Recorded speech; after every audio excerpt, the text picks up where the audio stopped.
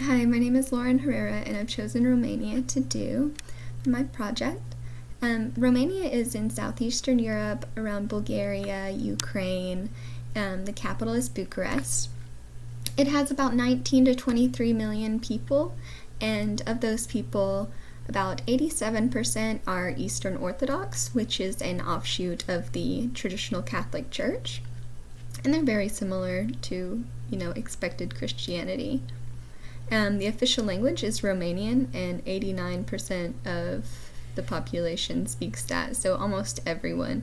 And then there are pockets throughout, like pockets of German villages, things like that, where they have a little bit different language. Their government is a lot like America's, where it has bicameral legislation with Senate and what they call Chamber of Deputies.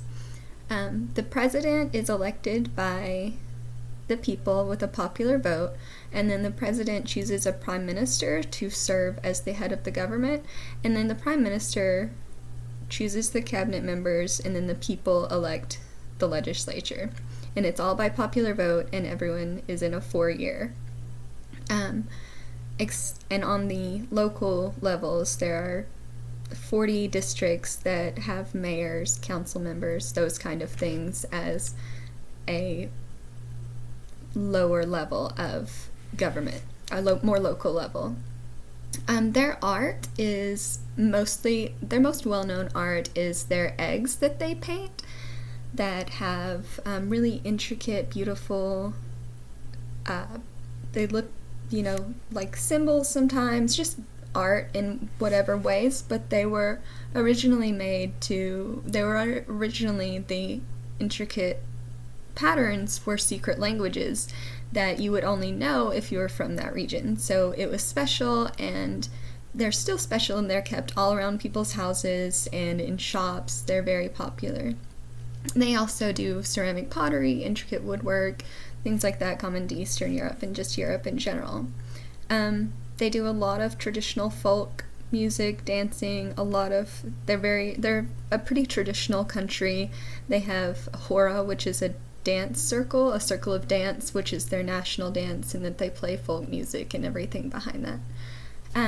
A lot of the customs, they're kind of a reserved people, so initial greetings are very formal, shake hands, make eye contact, always use honorifics like Mr. and Mrs., which for them are Domnul and Damna, and then their surname. So the only people that you would address like by their actual name without any, being polite is like your very close family, very close friends, people like that. Their foods are mostly foods common to the area. They eat a lot of meat, fish. A lot of their time together is centered around meals, and they actually are the inventors of pastrami. So that's a little bit of a redoing of a lamb, a similar meat to lamb that they did the same thing with. So, also, like I said, they're traditional people. The father is at the head, but women's rights increased after World War II. They have kids go to school from 6 to 19, and then you kind of go to a community college, and then after that you can go to regular post graduation.